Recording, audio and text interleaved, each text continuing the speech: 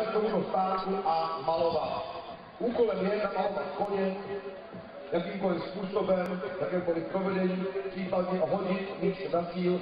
A včera to vyhlašovali dvakrát, víte, pokud se nemýlím, myslím, že to stejně bude i dnes, takže hrajte si, malujte, hážejte míčkem a možná právě vy vyhrajete nějakou z věcných cen od České pojišťovny. Tady ve dvojici asi to jsou tato.